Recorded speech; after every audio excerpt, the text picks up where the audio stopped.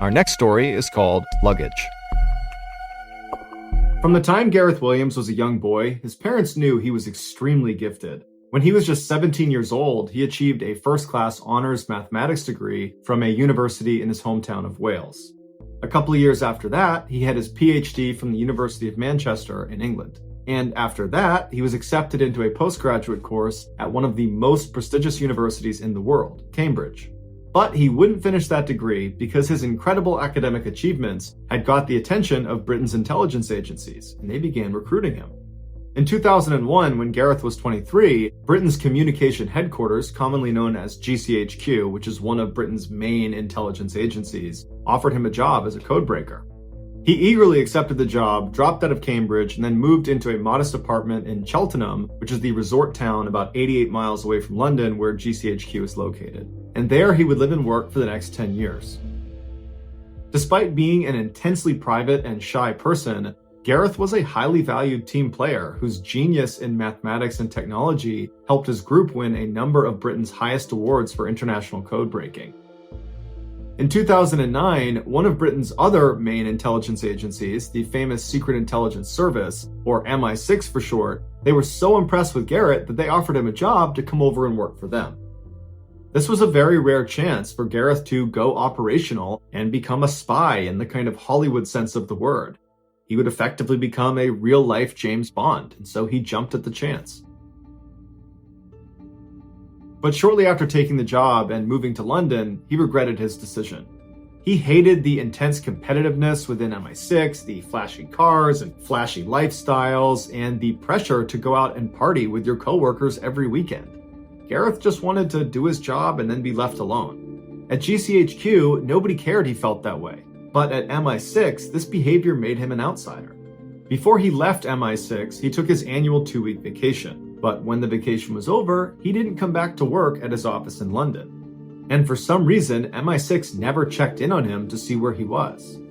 It wasn't until his sister called police after not hearing from him that anybody looked into his disappearance.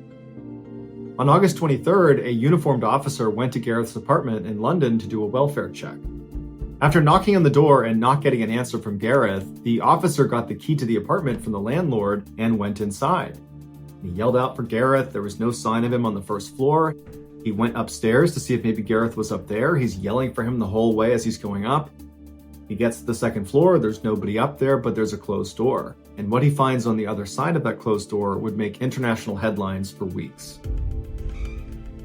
When he opened the door, he walked into a bathroom, and there was nothing unusual about the bathroom, except in the bathtub there was this big red duffel bag. And inside of that duffel bag was the badly decomposed body of Gareth Williams. The zipper of the bag was padlocked shut on the outside, and the key to this padlock was underneath Gareth's body inside of the bag. There were no fingerprints on the rim or inside the bathtub. There were also no fingerprints on the bag itself, or on the 2 zippers, or on the padlock, or on the keys. Gareth's iPhone had been found nearby sitting on a table, and it had been factory reset. And later, investigators would determine it had been reset on August 15th, which was the last day Gareth was seen on CCTV footage, and it was also the day that they believe he died.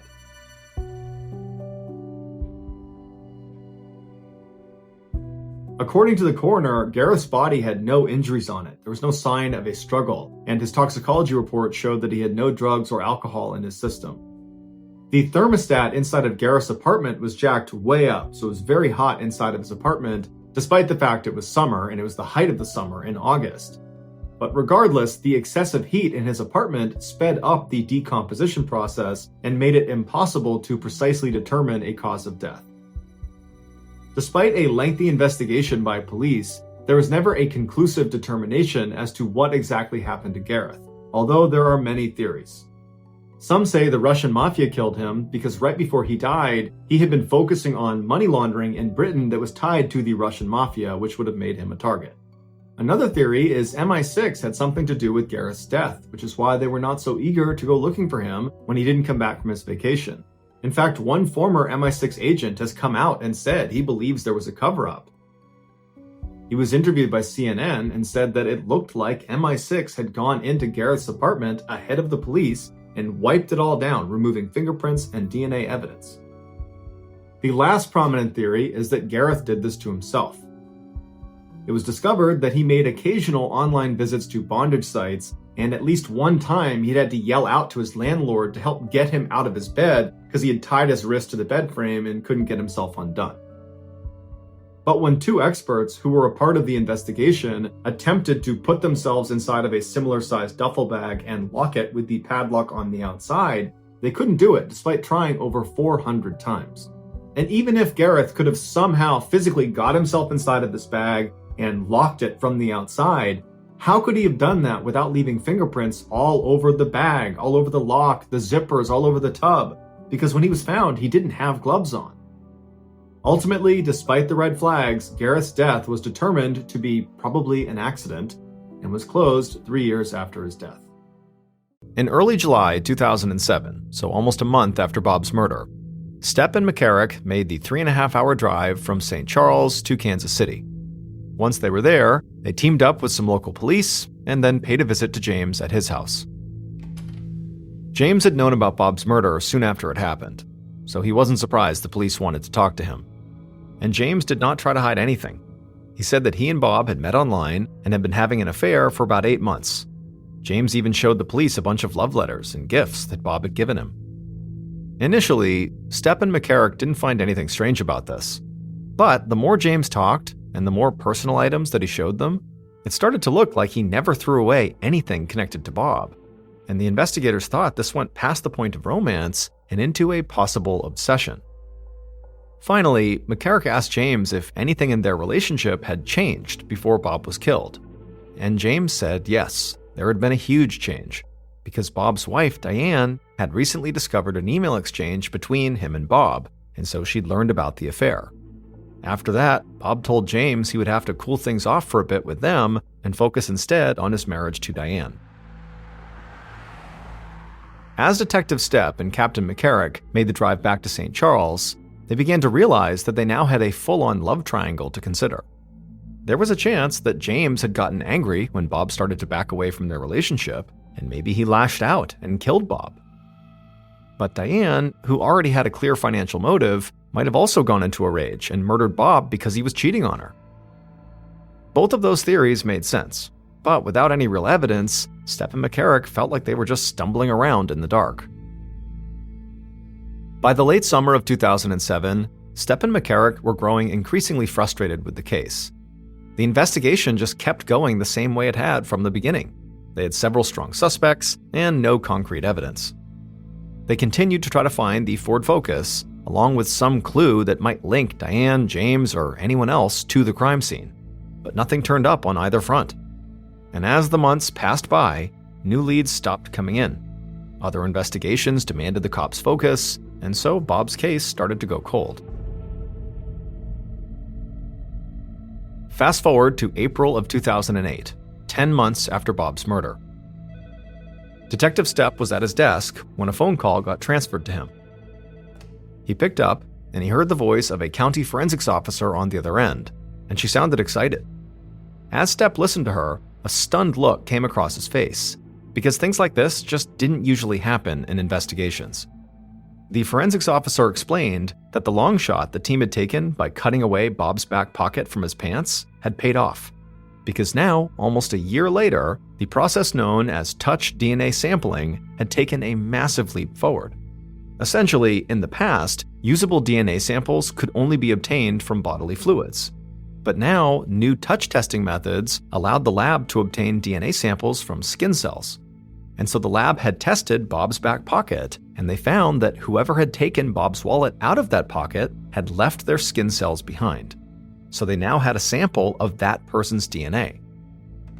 Detective Stepp hung up the phone, still in shock. This case that he'd basically given up on suddenly felt like it was about to be solved, and all because a forensics officer had seen what the future might bring and had saved a pants pocket. Stepp went to McCarrick's office and told the captain about this huge development, and right away McCarrick got to work reassembling the investigative team. But even with this new DNA sample, it would still take the investigators some time to put everything together. But eventually, they would sit down face to face with the person who had left their skin cells behind at the crime scene. And at that point, Detective Stepp and Captain McCarrick knew who killed Bob Eidman. At 11 a.m. that day, the killer and their accomplice sat in a parked Ford Focus in the lot of the strip mall, just past Bob's office. They each held a gun, and they each had a bandana tied around their neck. At some point, the killer raised their bandana up over their nose to cover their face, and at that point, the accomplice did the same. Then the killer looked over at the accomplice, nodded, and then they both got out of the car and ran up the steps to the second floor of the strip mall. They quickly made it to Bob's office, opened up the door, stepped inside, and shut the door behind them. Bob, who was doing some work at his desk, looked up, but before he could say or do anything, the killer and the accomplice raised their guns, and the killer fired. The bullet grazed Bob on the chin, and he immediately began to scream and put his hand up to the wound, but the killer just moved closer to the desk and fired again. And this shot hit Bob on the neck. Blood poured from his wound as he fell out of his chair and hit the floor. The killer immediately ran around the desk and aimed right at Bob's face and fired the gun again, this time shooting Bob through the eye. Bob would die laying right there on the floor of his office. Once Bob was dead, the killer crouched down and took Bob's wallet out of his back pocket. Then the killer and the accomplice searched the office, looking for cash they knew Bob kept on hand. But they couldn't find anything, and then they heard shouting coming from right below them. And so in a panic, the killer just grabbed Bob's wallet, put it in his pocket, and then screamed at the accomplice that they needed to run. So the two of them fled the office, slamming the door behind them. They went down the steps, got back in the Ford Focus, and the killer hit the gas and they sped off down the street. And when they'd gotten miles away from the strip mall, the killer took Bob's wallet out of their pocket and looked inside of it. The killer took out the cash they saw and handed half of it to their accomplice.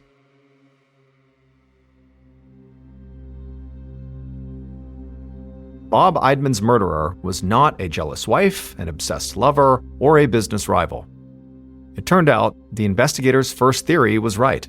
Bob had been killed by someone who simply wanted to rob him. And that was a man named Paul White. But Paul was not a complete stranger to Bob, because Paul's wife was one of Bob's clients. And months before the murder, Paul had gone with his wife to Bob's office when she made a cash payment for her car insurance. So Paul knew Bob must keep cash on hand. On the night before the murder, Paul had lost $1,200 playing blackjack and craps at a casino, and so he was desperate for money. And his solution was he would kill Bob and take all his cash. After staying up all night, Paul got a hold of 2 guns. Then he got his friend, a man named Cleo Hines, to come with him to provide extra muscle. And then the two of them went to Bob's office and killed him and then robbed him. However, they didn't find the cash in Paul's desk drawer, and so they ended up committing this cold-blooded murder just for the money they found in Bob's wallet, which was $300, or after splitting it, $150 each. And they took that money right back to the casino and quickly lost all of it. The investigators had been on the trail of that Ford Focus, which would turn out to belong to Paul's accomplice, Cleo. But after almost a year of searching, they still hadn't tracked it down. But when the crime lab conducted their DNA touch testing on the skin cells they pulled from Bob's pocket, those samples eventually led them to Paul, who happened to be in prison at the time for committing forgery. Investigators were quickly able to connect Paul to his accomplice Cleo and to the Ford Focus they'd seen on the surveillance footage. Bob's wife Diane, who had nothing to do with the crime, would break down in tears during Paul and Cleo's trial. Paul and Cleo were both convicted, and each of them were sentenced to 2 life terms in prison, with no possibility of parole. In early 1945, during World War II, the British decided they wanted to take back Ramree Island from the Japanese.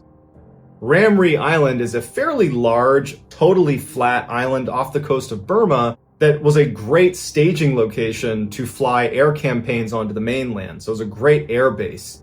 And the British had actually owned this island, but the Japanese had taken it back from them in 1942. And so here they are in 1945 looking to take it back. So on January 21st, 1945, British and Indian infantry stormed the beaches of Ramree to try to take it back. As soon as they land, they have all this naval artillery support just bombing the crap out of this airbase. It was just a matter of time before they overwhelmed the remaining Japanese. But the Japanese do not want to surrender, and instead they give up the airbase that they were on, so the British take that back, and the remaining 1,000 Japanese soldiers started retreating to the opposite end of the island, to where there was a much larger battalion of Japanese soldiers that they could meet up with.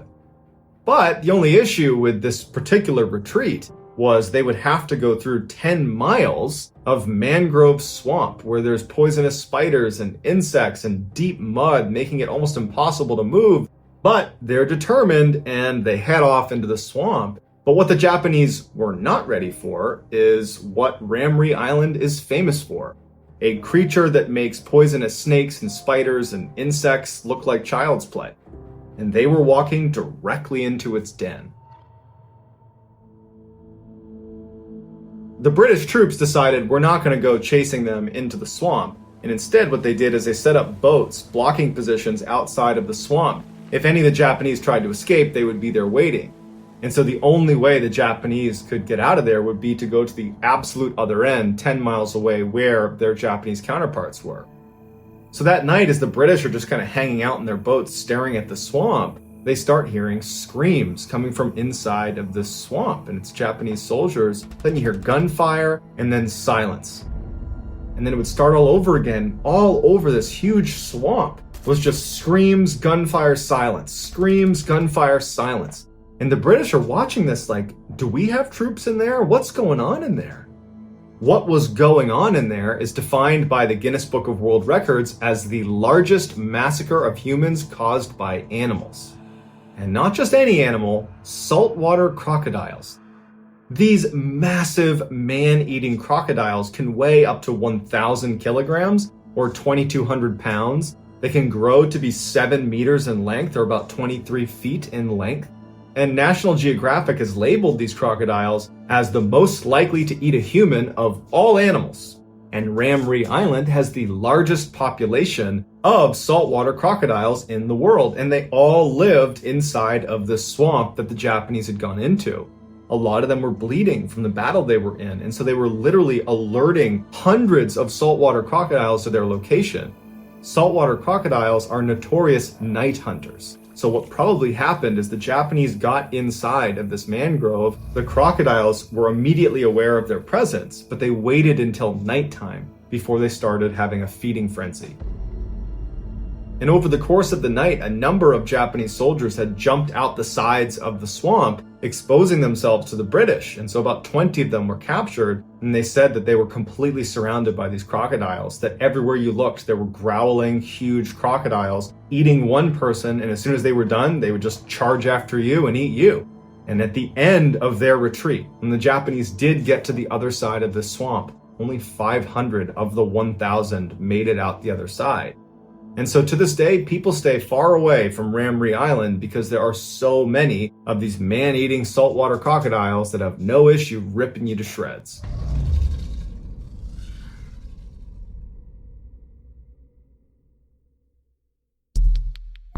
Our next story is called Set Z.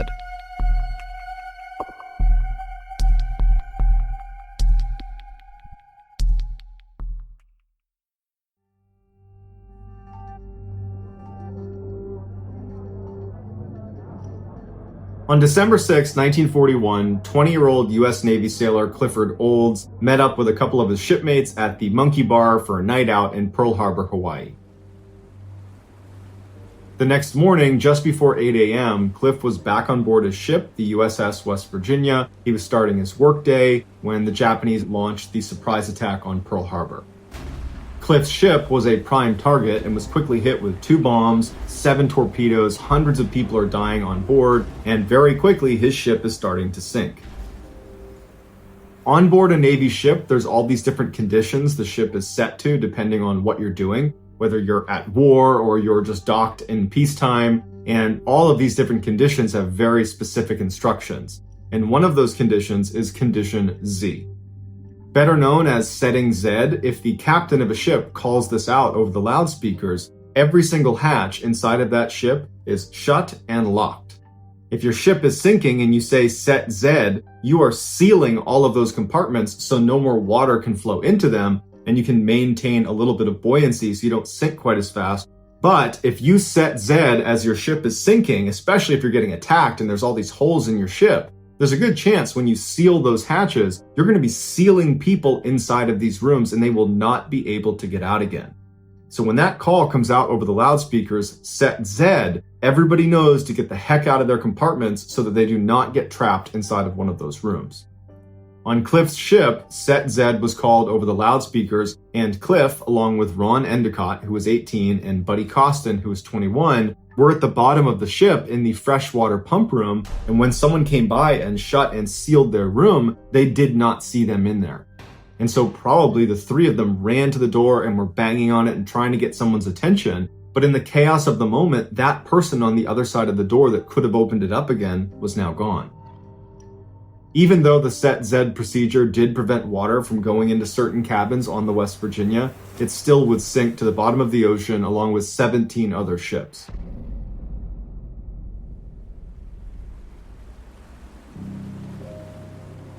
The next day, there was a whole bunch of Marines that were on the dock right next to where the wreckage of the West Virginia was underneath the water. And as they're standing on the dock, they start hearing a banging sound. And at first they think it's probably just a salvage team or it's some strap clanging against the side of one of these ships. But they started to notice the tapping sounds started to sound like intentional rhythms that a human might make. And it dawned on them that someone is trying to get our attention underwater. There are people trapped in the West Virginia. But when the Marines ran to their superiors and told them there are people trapped inside of the ship, we have to get them out, they broke the horrible news that there's nothing they could do for them. If they went down and began trying to cut a hole in the side of the ship so they could swim out, as soon as there's even a tiny little hole on the side of that ship, there's so much pressure that it would rush inside and fill that space almost immediately, and they wouldn't be able to cut a hole big enough, fast enough, and so cutting into the ship is going to kill them. Also, just lighting that torch presents a unique problem because there's so many chemicals in the water from all of the attacks that happened the day before, we run the risk of lighting a fire or lighting off an explosion that could take even more life. And because they were still months away from being able to raise the ship out of the water, which would save them, the decision was made that we're going to have to let them die. And so for the next 16 days, Marines and sailors were put on guard duty right next to the wreckage of the USS West Virginia, and they would listen to the tapping as they desperately tried to tell people, come down here, save us, we're alive, we're not going anywhere, please help us. And the Marines and sailors were so distressed about this. It was so horrible to listen to. They would cry and cover their ears because they wanted to save them. They're so close, but they're so far away. Finally, on Christmas Eve, the banging stopped. 6 months later, they were finally able to raise the West Virginia out of the water. And as crews were going through all the different compartments and removing bodies, they got to the freshwater pump room where Cliff, Ron, and Buddy had been. They open it up and they find 3 bodies, and they realize right away the torture these poor guys had gone through. Inside this airtight section was this locker full of food rations. They're also in the freshwater pump room, and so they just opened up the tank and they had all the fresh water they needed. But what they didn't have enough of was air. And so for 16 days, sitting in the dark at the bottom of the ocean, knowing they're not going to get out of here, they slowly suffocated. And we know they were alive for those 16 days because they had a calendar where they were marking off each of the days they were down there in red pen. This story was so distressing, the Navy decided not to share the information about what happened to those 3 to their families. It wasn't until years later the truth came out, but even today, on memorials and monuments commemorating what happened at Pearl Harbor, they are listed, Cliff, Buddy, and Ron are listed as killed in action on December 7th. On the morning of August 16, 1942, a woman named Ida Ruby was riding her horse on a dirt path right near a beach just south of San Francisco, California. Now, during the week, Ida was a telephone operator, but it was a Sunday, so she had time off, and the way she liked to spend her time off was by riding her horse along the coastline and, looking out at the beautiful water and taking in the nature and all these unbelievable cliffs that went down to the water. I mean, this was a beautiful area, and every time Ida would go out and do this little ride around, she would bring binoculars with her. And so anytime she saw something of interest, she would stop and, use her binoculars to see what it was, like animals or things out over the water. And on this particular Sunday, Ida turned a corner, and as soon as she did, something caught her attention off to her right, out over the water. And so she stopped her horse and she turned, and she looked out, and the sea was very calm, and she could see way out just past the horizon was what looked like this black thing kind of hovering over the water. And instead of raising her binoculars right away, she just kind of squinted and looked off in the direction, and she quickly realized what it was. It was a blimp. Now, today, when we hear the word blimp, we very likely think of the Goodyear blimp that kind of sits over sporting events, with the big Goodyear logo stamped on the side of it. It's basically a big balloon with a gondola that sits underneath it for the person who's driving it and passengers. And that's actually exactly what Ida was seeing, a big oversized balloon with a gondola underneath it. But this was not a Goodyear blimp, it was a military blimp. Because this was 1942, right in the middle of World War II. And 9 months earlier, the United States had joined World War II after the Japanese had bombed Pearl Harbor.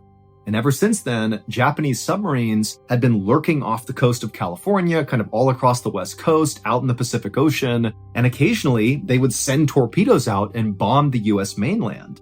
And so the United States responded to this by launching this fleet of blimps that basically were able to get really low to the water, that could move really slowly, and they would basically fly all along the Pacific coastline looking for Japanese submarines. They could literally go down, and from their gondola, they could look down and actually see submarines and mark them for bombing runs or, scare them off.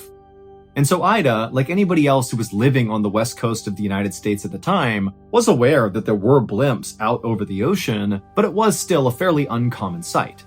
And so because of that, Ida was sort of intrigued, and so she raised her binoculars, and she focused on this blimp, and she would see something that was so strange that even 80 years later, nobody can fully explain it. But to really understand why what she saw was so weird, we need to back up about 5 hours on the same day to about 6 a.m. at a military base just north of where Ida was seeing this blimp. And so at 6 a.m. at this military base, that particular blimp that Ida would later see was at this military base on the ground, and some Navy pilots and mechanics were preparing the blimp for a routine mission out over the San Francisco Bay to look for Japanese submarines.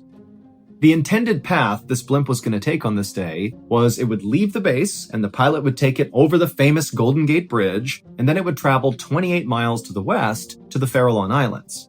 And then from there, the pilot would go 20 miles to the north to a peninsula called Point Reyes, and then from there, the pilot would head south along the coastline all the way back to base.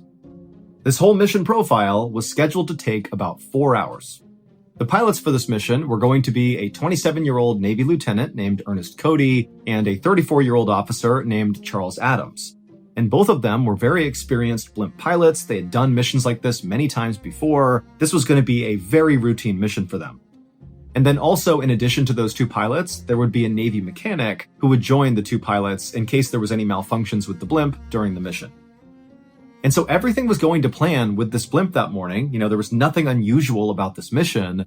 But right as the two pilots and the mechanic were literally getting inside of the gondola to begin this mission, Lieutenant Cody looked down at the control panel inside the blimp, and he noticed the blimp was way heavier than it should have been.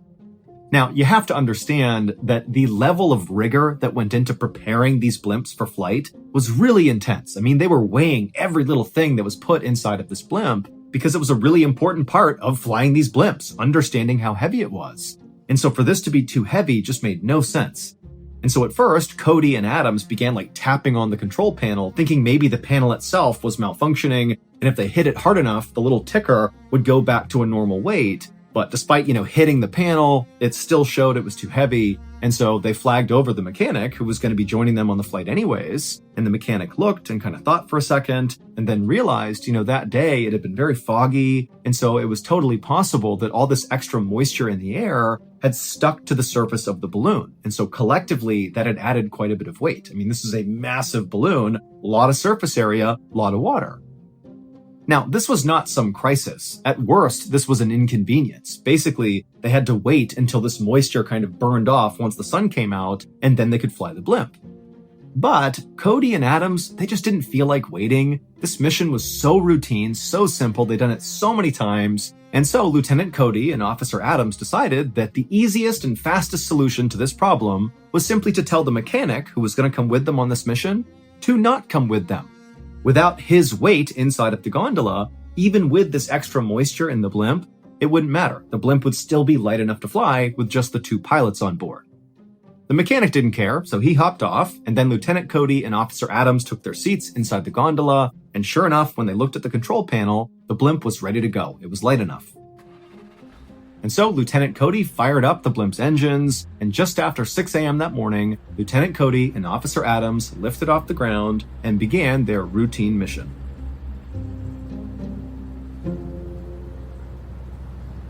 About an hour and a half later, at 7:38 a.m., Lieutenant Cody radioed back to air control, saying that so far the patrol had been totally routine, everything was going smoothly, they hadn't seen any Japanese submarines or anything out of the ordinary.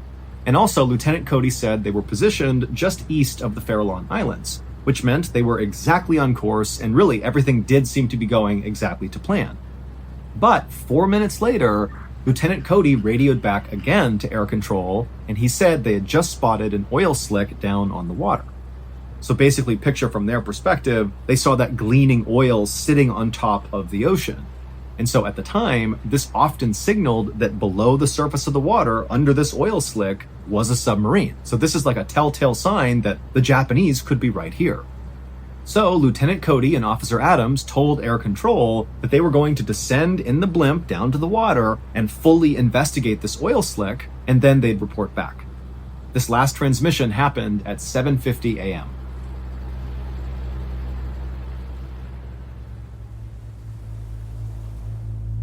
A few minutes later, a fishing boat named the Daisy Gray was gliding slowly through the water just east of the Farallon Islands, when all of a sudden the captain, who's looking straight ahead, he turned the boat and he happened to see straight ahead of him this massive blimp, the same blimp Lieutenant Cody and Officer Adams were in, descending very quickly through the clouds down towards the water.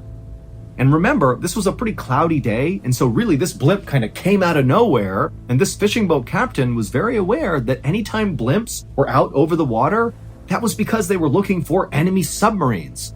And this captain realized he was heading right now straight in the direction of wherever this blimp was descending towards. And so the captain looked out ahead, and he saw that big oil slick on top of the water, maybe 100 yards away from him, and so he put it together that, oh my gosh, this blimp is going to that slick. That means there's an enemy submarine basically right there. And so in a panic, the fishing boat captain called to his crew to pull in the fishing nets, and he turned the wheel as fast as he could, and he hit the accelerator, doing everything he could to get away from this blimp. Because he knew that typically what happened when a blimp came down and actually found a submarine is they sometimes dropped bombs on the submarine. I mean, this is warfare. And so the fishing boat captain is getting away as fast as he can, and as soon as he's turned around, he looked back, and he saw the blimp was now about 30 feet over the water, and someone inside the gondola was now leaning out over the side, and they dropped 2 things directly into the water, into that oil slick. And then seconds later, these huge plumes of smoke were coming out of the water. The person had just dropped some flares, basically marking where this submarine was. And so now the captain knew, okay, it's a submarine, and the next thing is very likely going to be a bomb, like a depth charge is going to be dropped right there. And so again, the captain's just speeding his way as fast as he can, hoping that if they do drop a bomb, it doesn't affect him and his crew. And so after making it another couple 100 feet away from this blimp, the captain again turned around, expecting to see this blimp still hovering where it was, because again, they had just dropped flares. They're preparing to do something major right there. But now, when the captain turned around, he saw the blimp was no longer hanging out over the water. The blimp was now rocketing back up into the clouds like as fast as it possibly could, and before long, the blimp was gone. It disappeared into the clouds. And there had been no bomb dropped. I mean, nothing really happened beyond marking the water, so it was like, what's going on with this blimp? Meanwhile, back at air control, the last thing they heard from Lieutenant Cody was, hey, we see this oil slick down below, we're going to investigate, and we'll radio back when we're done. And so Lieutenant Cody and Officer Adams, they had clearly descended down to the water because that fishing boat saw it happen, but then after they rocketed back up to the clouds for some reason, they never radioed back to air control. And so air control is waiting and waiting. They're not hearing back from Lieutenant Cody or Officer Adams. And finally, they began hailing the two pilots to say, hey, what's going on? You said you were going to investigate. What'd you find? What happened? But they could not get in touch with Lieutenant Cody or Officer Adams. And so eventually, after enough time had passed and they still had not heard from these pilots, air control sent two seaplanes out to that area east of the Farallon Islands to find the blimp and make sure the blimp was okay. But when the seaplanes got out there, they couldn't find the blimp anywhere. I mean, they flew all over the place doing wider and wider circuits. There was no sign of the blimp. And when they looked down at the water in the same area where Lieutenant Cody had called out that slick and where that fishing boat had also seen the slick, well, the slick was gone or the seaplanes just couldn't see the oil slick. But the seaplanes stayed on station in that area near the Farallon Islands for another 2 hours, just flying all over the place, kind of hoping to eventually see this blimp. And eventually they would. At about 10:30 a.m. that morning, one of the seaplanes spotted the blimp way, way high in the sky, like way higher than any blimp would ever go. It is dangerously high, and it was way off course. But when these two seaplane pilots began flying towards the blimp to get eyes on the pilots inside of this blimp, Lieutenant Cody and Officer Adams, well, when they got close enough, the blimp just began rapidly descending, like it was trying to avoid being seen by these seaplanes. And in fact, the blimp descended so quickly that it dropped below the cloud cover, and the seaplanes, they couldn't move that quickly. They had to do a big track to turn back around and try to go lower again. But once they got below the clouds to find this blimp, the blimp was gone. It basically had vanished. And so the seaplane pilots called back to air control and they're like, I don't know what's going on with this blimp, but it's way off course. It was way up in the sky. Now it's somewhere down below, but we can't find it. We got to get in touch with Lieutenant Cody and Officer Adams. There's obviously something wrong. But air control would try over and over again to get in touch with these pilots, but neither Cody nor Adams ever responded. They had just gone totally radio silent.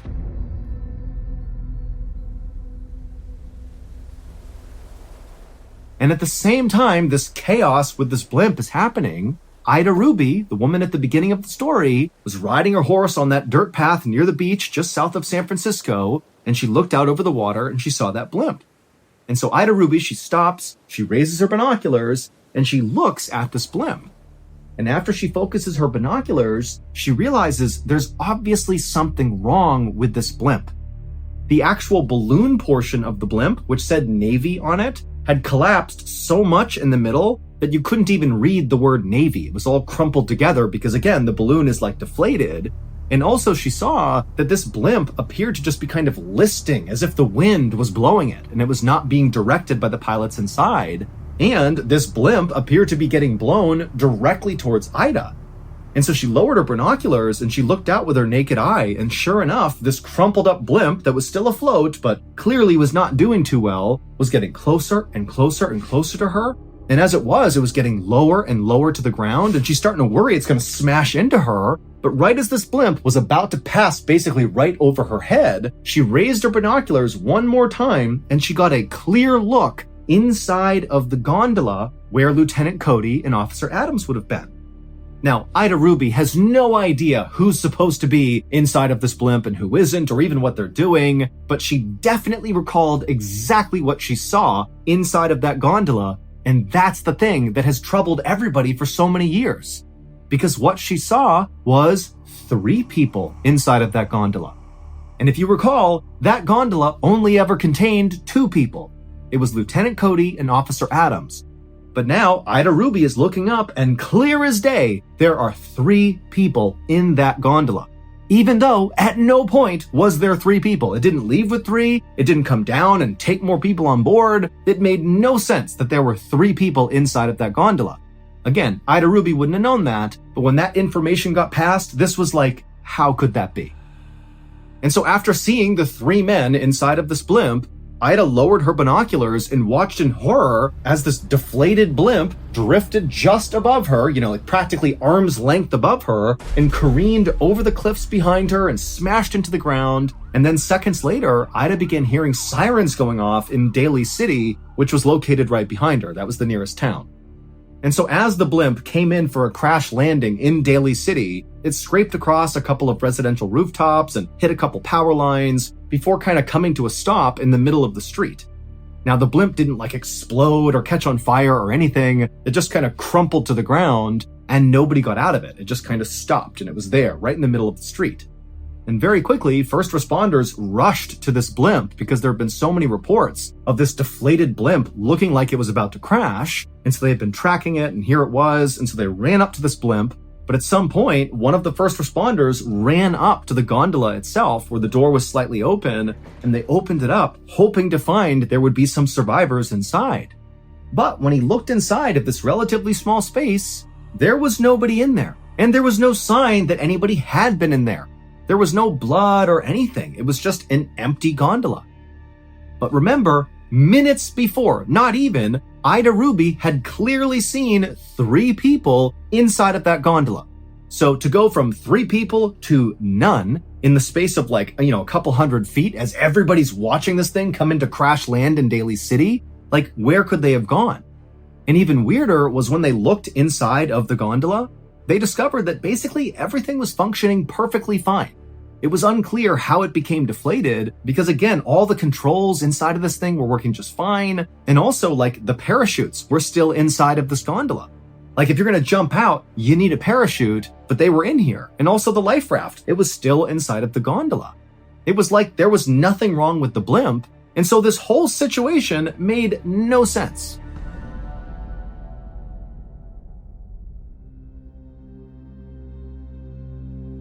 The Navy would launch an exhaustive investigation into what happened with this blimp, and the only explanation the Navy came up with was, well, it looks like Officer Adams and Lieutenant Cody just fell out of the blimp at the exact same time and they disappeared into the ocean.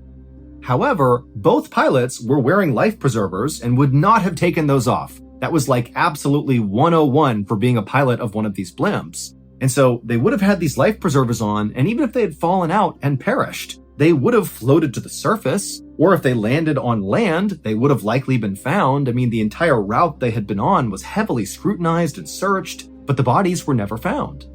And then also, the Navy could not explain how Ida Ruby clearly saw 3 people absolutely 100 feet away from her inside of that gondola. She had no reason to lie about that. She was just saying, yeah, I looked up, saw 3 people, saw it crash into Daly City. She didn't know there was supposed to be 2 people. She was just calling what she saw, but the Navy had no explanation. And so in the years that have followed this empty blimp crash in Daly City, it's been dubbed the ghost blimp story, and loads of theories circulate about what could have happened here. Some people say that, the reason there was all that extra weight at the beginning of the mission profile at 6 a.m. was not because of moisture on the balloon, but because there had to have been maybe a stowaway somewhere in the blimp. And then after takeoff, they jumped down into the gondola and maybe they were responsible for whatever happened to the pilots and why the blimp crashed. But it doesn't explain what happened to those 3 people. What happened to the stowaway? What happened to Lieutenant Cody and Officer Adams' body? We don't know.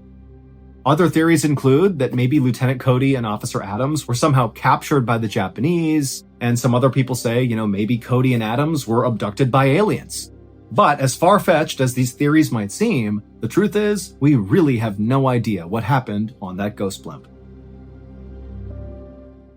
In 1944, a doctor covered a deceased patient's body with a sheet and then wheeled their stretcher out into the hallway. The morgue at the Oregon State Hospital was already full, so the doctor planned to put this body in the chapel. But when he pushed open the chapel doors, there were already so many stretchers with dead patients with sheets on them inside that there was no room for this patient. The doctor closed the chapel's heavy wooden doors and just stood there, his mind racing. More than 400 patients had fallen violently ill in the past 12 hours, and dozens had died. The doctor had no idea what the cause was, and if he couldn't figure it out, he knew more bodies would be joining the ones already lining the inside of the chapel.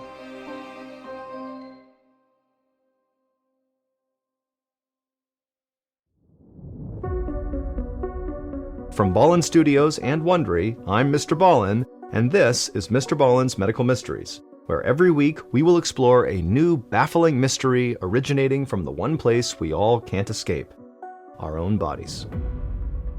If you liked today's story, please invite the follow button on an African safari, but before you go, make sure you sneak 27 raw steaks into their backpack.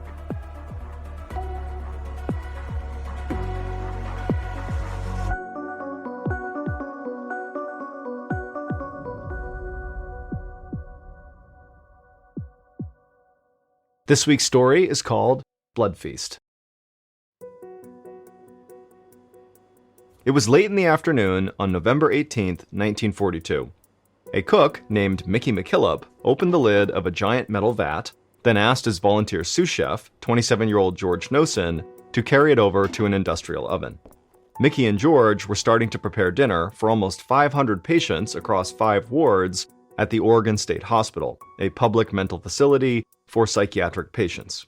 Tonight's menu was scrambled egg yolks and toast, and Mickey, along with his boss, Mary O'Hare, were the only 2 cooks on duty. The hospital had been understaffed for a year now, ever since the United States entered World War II. Many members of the nursing staff had left to volunteer for the war effort. During the day, there was about 1 attendant for every 16 patients, but at night, that number swelled to 1 attendant for every 150 patients. Mickey and Mary were so desperate for help in the kitchen that they had started asking trustworthy patients to help them prep for each meal. And one of those trustworthy patients was Mickey's volunteer sous chef, George Nosen. George placed a frozen 16-pound canister of eggs onto the countertop beside the oven. Mickey liked George, and he felt a little sorry for him too. George's parents had originally brought him to the hospital for help with his epilepsy, which is a disorder of the brain characterized by repeated seizures. At this time, people were just beginning to understand how epilepsy actually worked. George's parents most likely saw it as a mental condition, which is why they brought him to the state hospital. They probably didn't think he was crazy, they just wanted help with getting his seizures under control. But during George's initial evaluation, the staff psychologist would diagnose George with paranoid schizophrenia, and then they had George involuntarily committed for life. Mickey didn't understand how that was possible. He'd never seen George hallucinate or get aggressive like the other patients with schizophrenia, but there was nothing he could do about it. And if he was being honest with himself, he was glad to have someone so mild-mannered and easygoing to help him in the kitchen. Mickey yanked the lid off the canister that George had just set down, revealing hundreds of thawing egg yolks. These days, a lot of the hospital's food supply came from federal surplus deliveries, since the government was rationing food to help the war effort. The egg whites were used in food that was sent overseas, and hospitals stateside got the leftover yolks. It was time to start cooking, so Mickey dumped out the canister into the metal vat. He repeated the process 2 more times until the stovetop was crowded with thawing eggs. He handed George a cup and asked for water, and then he lit the stovetop so the eggs would warm faster. He let George dump the water into the vat, then the 2 of them started slicing bread loaves. Once they were done, Mickey turned on the oven and laid all the bread slices across the metal grates to be toasted. Then he turned his attention back to the eggs. They were finally thawed, so Mickey asked George to grab some powdered milk. It was the only thing that made the egg yolks creamy enough to scramble. As Mickey stirred the eggs, he sent George to fetch something else, postum powder, a caffeine-free coffee substitute they'd been getting from the government over the past year. Mickey even let George mix the drink himself. He'd never let a patient touch an actual dinner item before, so Mickey took a quick sip just to be safe. The postum tasted like chalk, which meant it was made correctly. He clapped George on the back and told him he'd done a great job. But that momentary taste test distracted Mickey just long enough for the eggs to start burning. Mickey cussed as he turned off the stovetop, wondering how to fix this. He threw in a palmful of salt and then gave the eggs a stir, and then they looked good as new. When dinner was finally done, Mickey and George portioned the eggs and toast into buffet dishes and then loaded them onto a big cart for delivery at each of the 5 dining halls spread across the hospital's wards. By the time they got to Ward 5, hungry patients lined the hallway outside the cafeteria, urging Mickey and George to please hurry up. Finally, a bell rang and the lines began to move. From behind the buffet table, Mickey watched as the patients ladled scrambled eggs onto their plates. He helped serve them each a piece of toast, and then sent the patients to sit at the long metal tables that ran the length of the dining hall.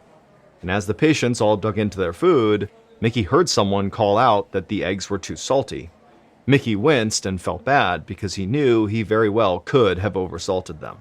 And while Mickey was worrying about the eggs, another patient in the room took a long swig of postum and then started to choke. One of the nurses walked over to pat the patient on the back, but instead of swallowing, The patient keeled over and threw up on the nurse's shoes. The nurse shrieked, and Mickey looked over and saw a red streak on the ground. It took him a second to realize that it wasn't vomit, it was blood. The patient then fell backwards onto the floor, and those around him began to scream. The nurse bent over and tried to steady the man, who was now having a seizure on the floor. Mickey ran over to help her, but before he could make it, another patient sent a spray of red blood shooting across the table. Mickey shouted for everyone to stop eating. But his warning came too late. More patients began throwing up blood. Others collapsed onto the floor, writhing in pain. Mickey didn't know what to do, so he just tried to catch patients as they fell. One nurse ran into the hallway and sounded an alarm. Mickey stooped over a patient who was clawing at his own face, saying he couldn't feel it. His lips were swollen and blue. He tried to help the man return to his seat, but the man collapsed back down to the floor and started saying that his legs were paralyzed. Mickey was totally horrified, and his hands trembled with fear, and he had no idea what could cause this terrible reaction people were having. Dr. William Lidbeck had just finished dinner when his phone rang at his home on the hospital grounds. When he picked it up, all he heard on the other end was screaming and shouting. Then a panic-stricken nurse got on the line and begged him to run up to the hospital. Patients across 4 of the 5 wards were collapsing, they were vomiting blood, and now losing feeling in their faces and limbs. Dr. Lidbeck dropped his fork, ran out his front door, and tore across the lawn, heading for the side entrance of the main hospital building, 100 yards from his cottage. With every step, the screaming he could hear grew louder. It sounded like every patient inside of the building was in agony. Moments later, the doctor flung the door open and stepped into the hallway, and the scene that greeted him was horrible. The hallway was full of patients sitting on the floor with their backs up against the wall, coughing blood into their laps. One man had been strapped to a gurney in the hallway, spasming wildly, blood running down the front of his shirt. His entire mouth was swollen and drool collected at the side of his lips. A nurse ran into the hallway and beckoned Dr. Lidbeck to come quickly. He followed her through a doorway into the cafeteria, where he saw dozens of patients writhing on the floor. The nurse that Dr. Lidbeck had followed dashed ahead of him. She knelt down beside one of the patients and started spoon-feeding him baking soda. Dr. Lidbeck caught up to her and asked what was going on. She admitted that the nursing staff had no idea what had caused this outbreak, but it had started right after the patients had begun their dinner.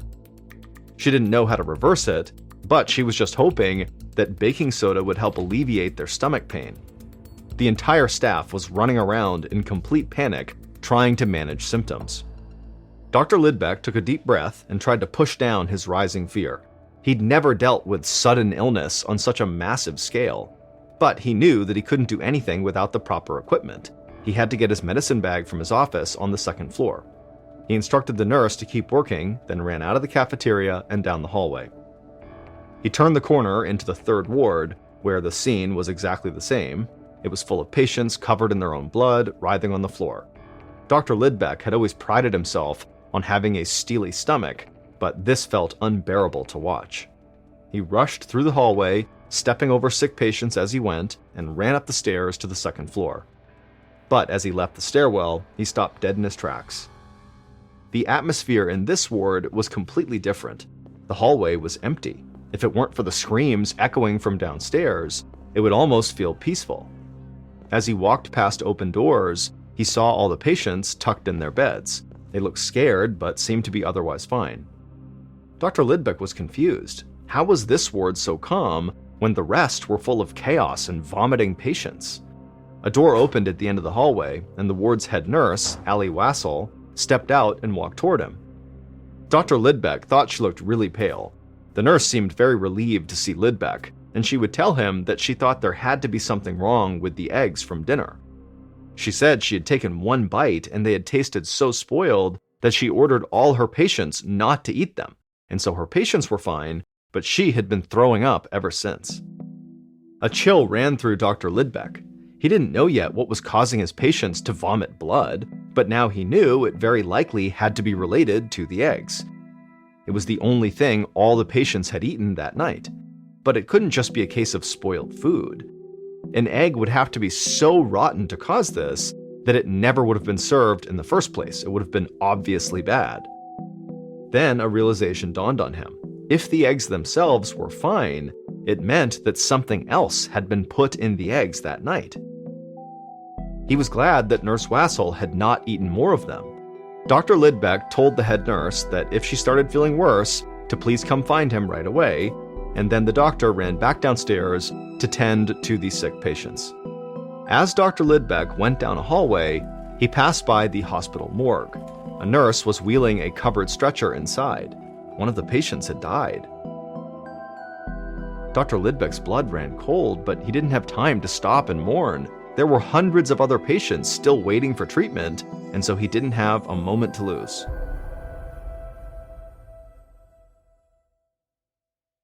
Hey, it's MrBallen. For the first time, my show, Medical Mysteries, has joined forces with Redacted for a special episode. A redacted medical mystery uncovers how routine surgery leads to classified government operations. Listen now on the Medical Mysteries or Redacted feeds, or search A Redacted Medical Mystery wherever you get your podcasts. Hey, it's MrBallen. I'm excited to tell you about something special. For the first time, my show, MrBallen's Medical Mysteries, has joined forces with Redacted, Declassified Mysteries with Luke LaManna, to tell a story so complex it required our combined storytelling styles. This special episode is called A Redacted Medical Mystery. In it, unexplained symptoms after a routine surgery quickly unravel into something much darker, leading straight to classified government operations hidden for decades. To listen and uncover the truth alongside us, head to either the MrBallen's Medical Mysteries or Redacted show pages right now, or search for A Redacted Medical Mystery in the Wondery app or wherever you get your podcasts. If you're fascinated by unexplained medical stories, well, stick around on Medical Mysteries. Every week, we dive deep into cases that will leave you questioning everything you know about the human body. And if government conspiracies are more your style, Redacted is your go-to for stories that unravel secrets never meant to see the light of day. Remember, you can listen to both shows early and ad-free by joining Wondery Plus. Hey listeners, MrBallen here. What if I told you that some of the strangest, darkest, and most mysterious stories happening right now are all connected to what might be the biggest crime of our generation? You know I'm always on the hunt for the most chilling and perplexing tales out there. Well, I've discovered a new podcast that uncovers real-world mysteries unfolding right now, much like how another Ballen Studios podcast, Redacted, Declassified Mysteries, brings hidden government secrets to light. And it's called Lawless Planet. Host Zach Goldbaum reveals how shocking tales of murder, cover-ups, and mysterious deaths are all part of something bigger, the systematic destruction of our planet. From activists who vanish in the Amazon to whistleblowers uncovering billion-dollar environmental crimes, these aren't just stories about the environment. They're real-life thrillers about people caught between powerful forces willing to kill to keep their secrets buried. Follow Lawless Planet on the Wondery app or wherever you get your podcasts. You can listen to new episodes of Lawless Planet early and ad-free right now by joining Wondery Plus. Hey listeners, big news for true crime lovers. You can now enjoy this podcast ad-free on Amazon Music with your Prime membership. Listen to all episodes of my podcasts, MrBallen's Medical Mysteries and MrBallen's Strange, Dark, and Mysterious Stories, along with a huge collection of top true crime podcasts, completely ad-free. No more wading through cliffhangers or dealing with ads, because let's be honest, ads shouldn't be the most nerve-wracking part of true crime. To start your ad-free listening journey, download the Amazon Music app for free or head to amazon.com/ballen. That's amazon.com/BALLEN. Dive into uninterrupted true crime stories today.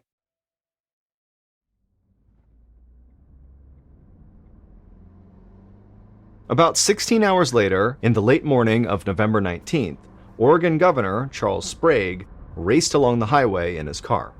An hour earlier, Sprague had heard about last night's outbreak at the state hospital. Now he was on the way to the state capitol, where an emergency State Board of Control meeting would soon commence. From the moment the United States had entered the war, Sprague feared a morning like this. He was worried that the outbreak at the hospital was caused by sabotage, that the country's enemies had deliberately tampered with these eggs. He knew that the Oregon State Hospital received food rations from the government. The frozen eggs had been part of a shipment to the hospital 6 months ago. But those eggs had been separated from a much larger batch. It was entirely possible that someone had poisoned that larger supply, which was then sent around to various institutions throughout the country. Sprague worried that if someone had tampered with the egg supply, anywhere that had received eggs from that batch would suffer a similar attack. Sprague shuddered at the thought of a spy for the Axis powers poisoning innocent Americans. The Food and Drug Administration had already ordered all institutions that received these eggs to immediately stop using them. Sprague's driver stopped the car outside the front steps of the Capitol building. Once Sprague got out, he was greeted by an aide who walked with him up the stairs. The aide had just received word from the hospital. As of 10:30 that morning, 47 patients had died, and their bodies were still lining the hospital hallways, and another 350 patients were violently ill. As governor, Sprague needed to make sure that investigators had the resources necessary to investigate the egg tampering and find out who was behind it. He told the aide that he'd be a few minutes late to the meeting, then headed for his office to call the chief of police in Salem, Oregon, where the state hospital was located. Later that afternoon, the superintendent of the hospital, Dr. John Evans, stood in front of a cage of rats in a laboratory. He was holding a plateful of scrambled eggs.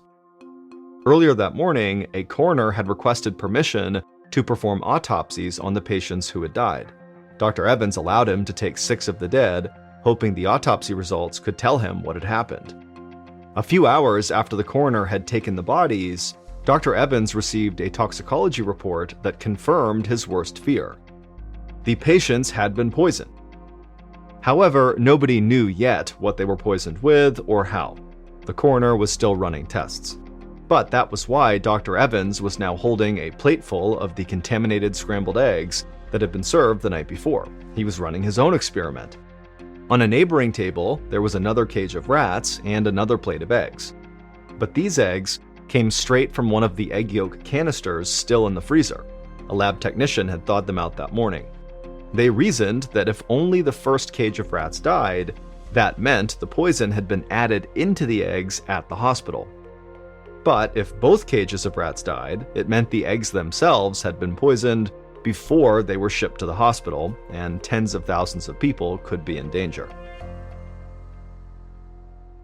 Dr. Evans placed each plate of eggs into their respective cages and then waited for the rats to eat. A moment later, the rats in the first cage began to shake violently and foam at the mouth. They squealed in pain, and within minutes, all of them were dead. Dr. Evans looked over at the other cage and saw those rats were just fine. The experiment had worked. It confirmed this wasn't a case of mass contamination or widespread enemy conspiracy. The eggs were clearly just fine when they arrived at the hospital before something or someone poisoned them. But it also meant there could be a mass murderer inside the hospital who was the one who added the poison. Enraged and disgusted, Dr. Evans called the police.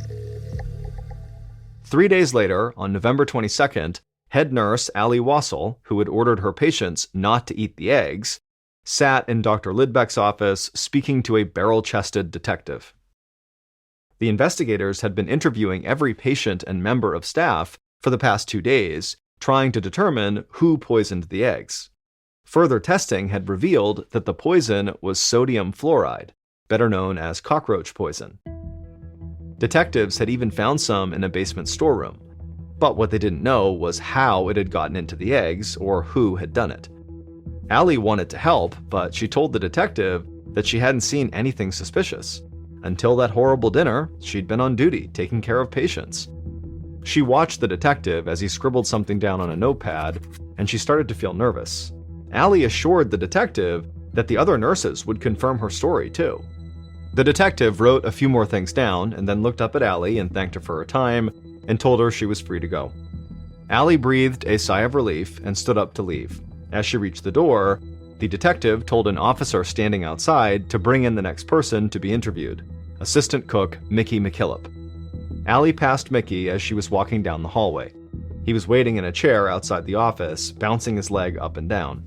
Allie couldn't help but think that he looked anxious, or like a man who was hiding something. By late that same evening, Mickey McKillop had been in Dr. Lidbeck's office for hours. The detective had asked him the same few questions over and over, pressing him about the way the kitchens were run.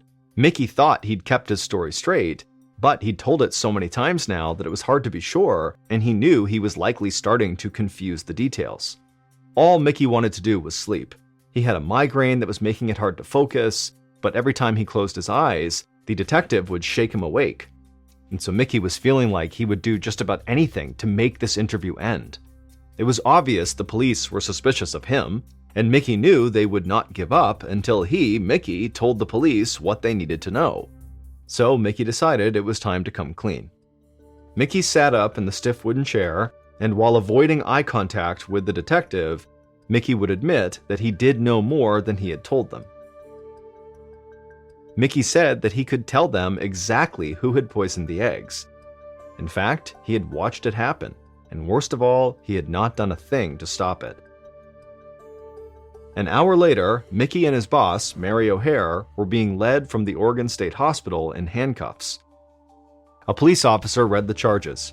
Mickey was charged with manslaughter, Mary was charged with accessory after the fact. Then the officer loaded them into a police van. Mickey took one last look at the hospital and caught a glimpse of a few patients staring out the windows, terrified looks on their faces. One of the faces he recognized was George Nosen, the psychiatric patient who volunteered in the kitchen. Mickey shook his head. He knew that what he had just told the detectives would change George's life forever. When Mickey the cook finally told the truth to detectives, he began by telling them about the terrible evening the sickness broke out. While the nursing staff was running around treating all these patients who were vomiting up blood, Mickey saw George Nosen cowering in the hallway, and suddenly Mickey had a terrible thought. He grabbed George and asked him to retrace his steps from that afternoon. Mickey and George mimed preparing the eggs, getting the frozen yolks, lighting the stove, getting some water to help warm them. Then Mickey followed George down the kitchen steps in search of the powdered milk that made the eggs creamy. At the bottom of the steps, there were 2 storeroom doors. Instinctively, Mickey leaned toward the storeroom on the left, which held dry goods, but George led him to the storeroom on the right, which held fruits and vegetables. Mickey felt an icy chill run through him. He watched George turn the key and open the right door. George pointed to a large, unmarked tin canister sitting on the ground inside. It was open and filled with white powder. A scoop was sticking out of the powder like it had just been used. Mickey's stomach dropped, but he tried to look unbothered. He thanked George and sent him to his room. Then he ran back upstairs and grabbed his boss, Mary, and showed her the canister George had just pointed out. Mary went white as a sheet. It was against the rules for Mickey to have given keys to a patient. Mary told Mickey that she did understand why he'd done it. They were so understaffed, he'd been desperate for help. But if anyone found out, they were both done for, and so they agreed to keep it a secret. Mary had kept her promise and said nothing, but Mickey eventually broke and told the story to the detective in Dr. Lidbeck's office. Once the detective got Mickey's confession, they knew who had poisoned the eggs at the Oregon State Hospital and how they had done it. That fateful night, George had taken the keys to the storeroom and headed down to the basement. But he went into the wrong storeroom. He went into the right door, and he brought back a heaping scoop of white powder that he believed was powdered milk, but it wasn't.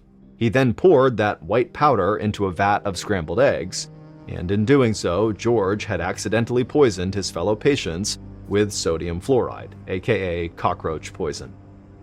To this day, nobody knows why the poison was kept in that storeroom with the fruits and vegetables. In adults, a lethal dosage of sodium fluoride is just 5 to 10 grams, which is a bit more than what you'd find in a sugar packet. Well, George had accidentally spiked the eggs with 5 pounds of poison. In the end, the charges against Mickey the cook and his boss Mary were dismissed. The hospital was held liable since the real culprit was gross understaffing. The only person who suffered any real consequences for the mistake was George, who was unable to leave Oregon State Hospital for another 41 years. George was never the same after that night. He couldn't forgive himself for what he'd done, even if it was just a tragic mistake. The patients who remembered the outbreak bullied him relentlessly for decades, and after a while, George started fighting back. He got into physical brawls on multiple occasions, and then in 1983, he got into a big altercation with an older inmate and during it, George was severely injured and died as a result. The next story of today's episode is called The Bear, the Plane, and the Duffel. In early December of 1985, in the Chattahoochee National Forest in northern Georgia, a hunter was very carefully making his way through the trees trying to track a deer. Now, this hunter had been tracking this deer for over a mile, but it had been a while since he had seen any signs of it being anywhere nearby. And as this hunter continued to creep along, he became increasingly aware of how loud each of his steps were, because the ground all around him was covered in dry leaves, and so every step he was taking was creating a loud crunching sound. And so eventually this hunter just came to a stop and decided stalking this deer was totally pointless because he was basically scaring it away with these crunching sounds as he got closer to it. But before this hunter was ready to just give up and head back to his vehicle, he continued on a little bit further, and when he pushed through this particularly dense brush area, he saw this clearing up ahead. And the second he saw what was in this clearing, he froze, took a step back into the brush, and then ducked down behind a rock. Because in that clearing, he saw an animal, and it wasn't a deer. It was a huge American black bear.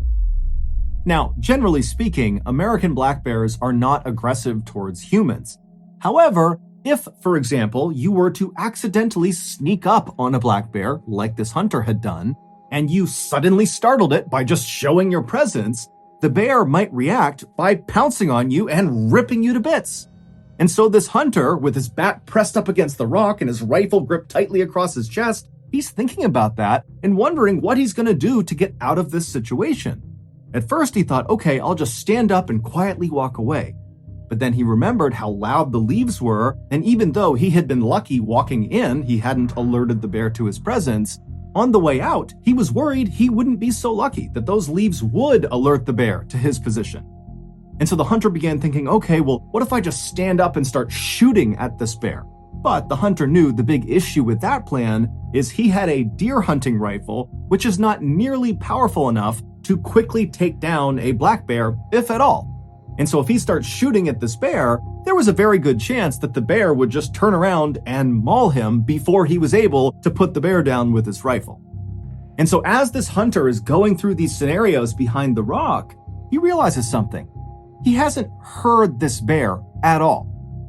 Now, bears in general are very loud animals. Just their regular breathing is so guttural and noisy that you can hear it a pretty good distance away. And the hunter's thinking to himself, I can't hear it breathing. And come to think of it, I haven't heard this bear once since I've been near it. And so the hunter very carefully stood up from behind his rock and turned around. And then he kind of peered forward into the brush, looking back into this clearing. And when he spotted the bear again, he realized immediately the bear was dead. The bear was kind of slumped forward and its body almost looked like a deflated balloon. The hunter was so relieved, he almost started laughing. And so he stepped out from behind his rock and he made his way through the brush into the clearing to get a better look at this bear. And when the hunter was right over the top of this bear looking down at it, something immediately struck him as very odd. This bear was far too young to have died of natural causes. However, after this hunter kind of poked and prodded the bear and lifted it up on either side to try to look underneath it, he couldn't see any visible injuries.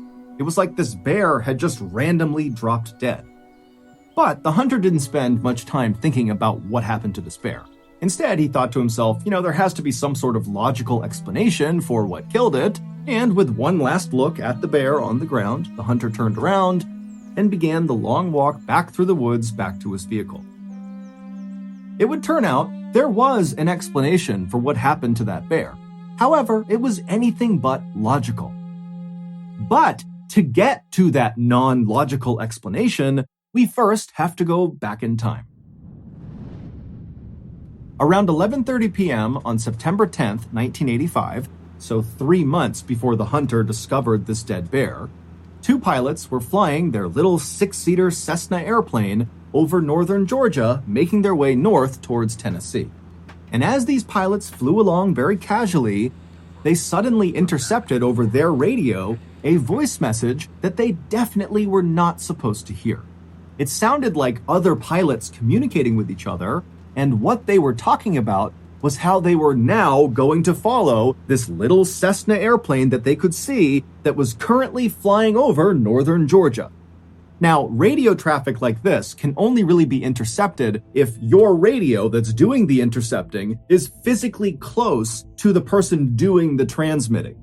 And so knowing this, the two pilots in this little Cessna knew that whoever was talking about following that little Cessna, they had to be talking about them, the two pilots in that Cessna. Now, for most pilots, if you suddenly overheard a radio transmission that your plane was getting followed by some other pilots, you might reach out to those pilots and say, "Hey, why are you following me? What's going on?" Now, the co-pilot of this little Cessna might have wanted to react that way.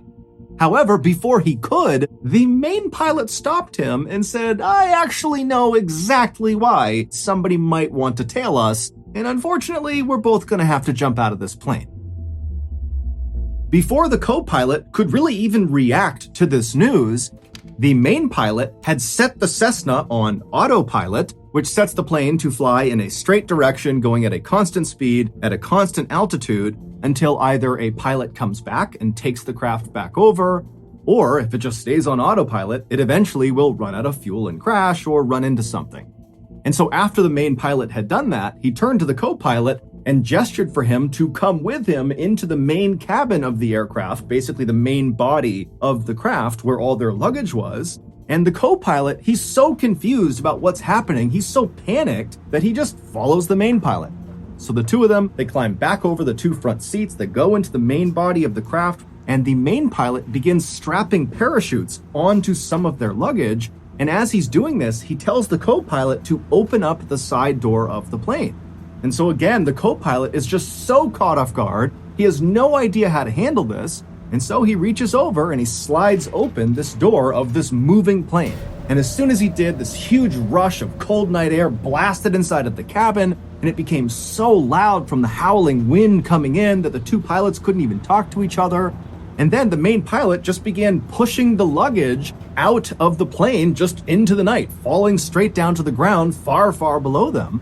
And at some point, the co-pilot just joined him and began pushing the luggage out of the plane. And then after all the luggage was out, the main pilot shoved a parachute into the hands of the co-pilot and said, put it on. He had to gesture for it because they couldn't hear each other. And so as this co-pilot's struggling to get on his parachute, the main pilot puts on his chute. And then right after the co-pilot has just barely got his parachute on, the main pilot pushes him out the side of the plane, and then the main pilot jumps out after him. So they basically abandoned their plane, which was still set to autopilot, so at some point, it was just going to crash. About 5 hours later, in a suburb of Knoxville, Tennessee, an 85-year-old man named Fred Myers was just waking up. Fred always got up before sunrise. It was part of his daily routine. He would wake up, he would get dressed, he would wash and shave his face, and then he would sit down and read the local newspaper. This simple routine was actually very important to Fred because recently he had been diagnosed with Alzheimer's disease, which is a progressive disease that destroys memory. And so having this sort of set routine helped him manage his symptoms. Basically, at least in the morning, he could go into autopilot and go through this routine and not get confused. However, on this particular morning, something would happen that would leave Fred more confused than he had ever been in his entire life. Fred had made it to his bathroom, he had washed his face, and he had begun shaving when out of the corner of his eye, he noticed something strange outside in his driveway. He could see it through a nearby window, but it was still so dark outside, Fred couldn't tell what this thing was out there. And so feeling very curious, Fred put his razor blade down and he made his way over to the window to get a better look. And when he reached the window and looked out at his driveway and saw what this strange thing was, he could not believe his eyes. There was this huge parachute out on his driveway, and on the parachute was the main pilot of the Cessna. After the main pilot had pushed the co-pilot out and leapt out himself, when he pulled his ripcord, his chute either didn't deploy or when it deployed, it didn't inflate fully, and so he was forced to go to his reserve chute, but it didn't inflate fast enough to stop him from crashing into the ground.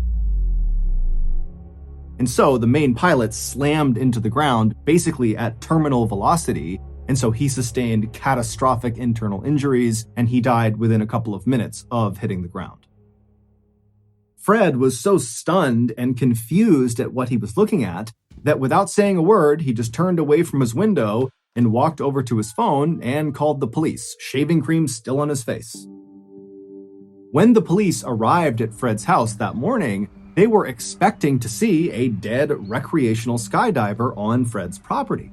But when they walked up the driveway and saw the dead man for themselves, they knew right away this was not some recreational skydiver. He actually looked more like a soldier. He was wearing a bulletproof vest over some camouflage fatigues, and he had night vision goggles strapped to his head. But the dead man's shoe choice made the police think this guy could not possibly have been military, because on this guy's feet were not military-style combat boots like you would expect with the rest of his getup. Instead, he was wearing loafers, specifically Gucci loafers, so very expensive designer shoes.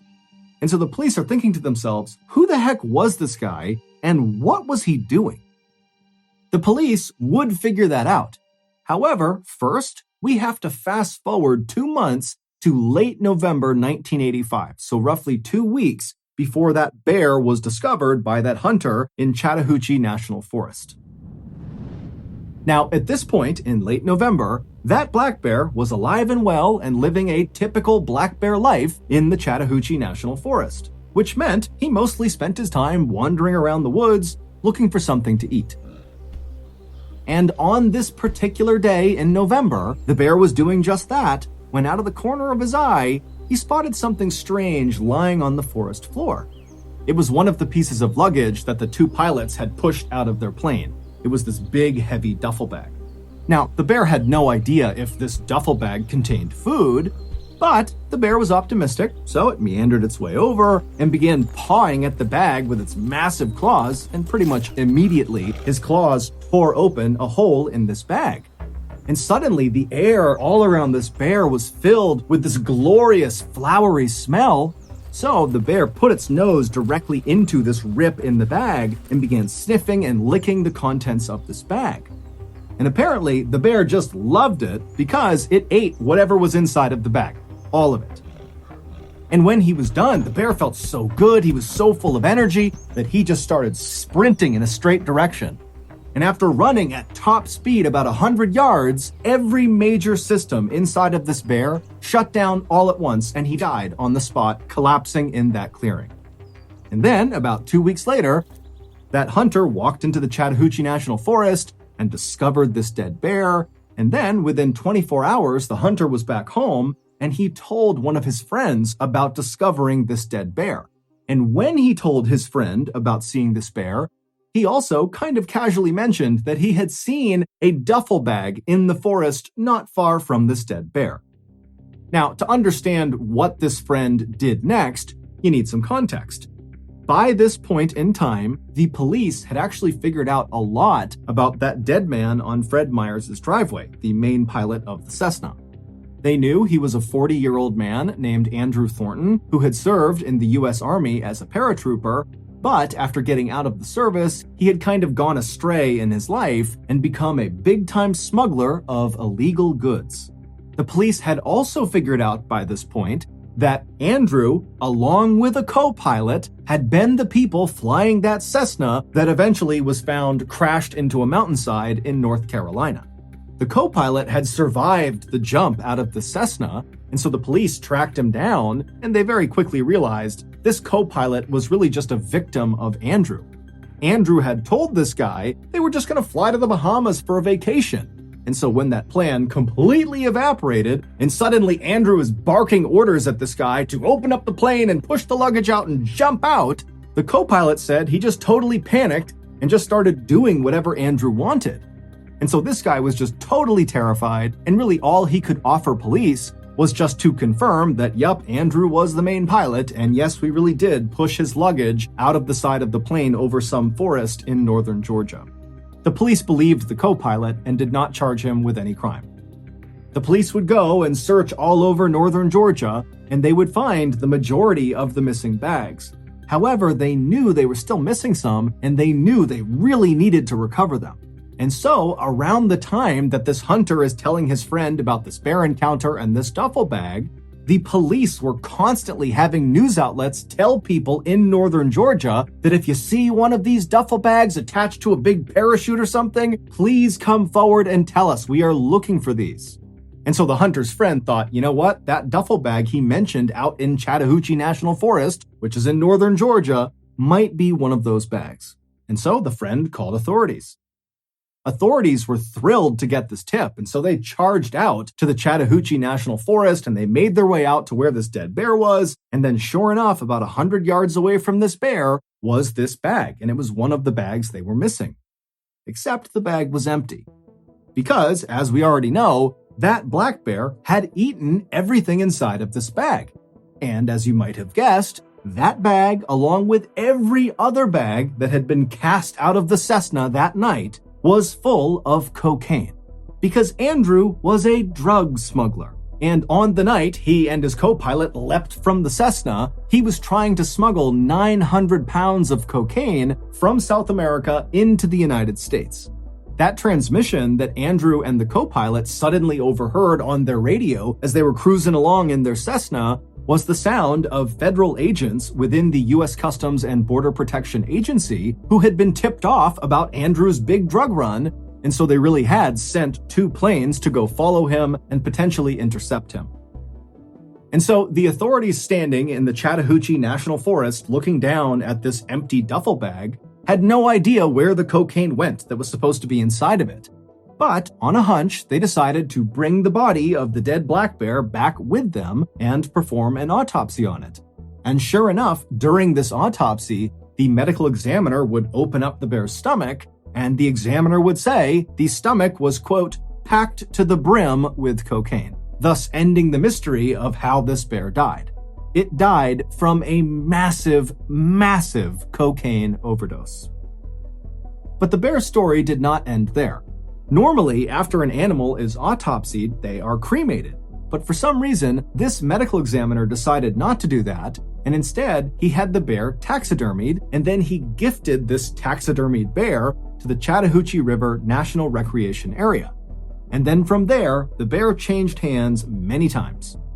Over the next 2 decades, no one knows exactly who had the bear and for what reason, but there were reports that at least at one point it was stolen from a storage facility, and then it was sold at a pawn shop, and then at some point the bear was in the possession of famous country singer Waylon Jennings, and then finally the bear found its forever home. Today, the bear is on display at the Kentucky Fun Mall in Lexington, Kentucky, and around its neck is a placard that reads, Cocaine Bear. In October of 2002, Mark and his wife Kathy were on their way to a baby shower in Baltimore, Maryland that was being held for them by Kathy's family. It would be a 7-hour drive from their home in Ohio, so Mark and Kathy tried to get out the door as early as possible, but one thing led to another and they got a pretty late start. By midnight, they were only about an hour away from their final destination, but they both desperately needed a bathroom break. And so they pulled into a rest stop in Frederick County, Maryland, which is about an hour outside of Washington, D.C. The rest area parking lot was completely vacant except for one car, which was a dark blue late model 4-door sedan that was parked head-in right in front of the bathroom. Mark and Kathy pulled into a spot that was a few over from the sedan. They got out, they walked up to the restroom. Mark was done first, so he waited outside of the women's restroom for his wife.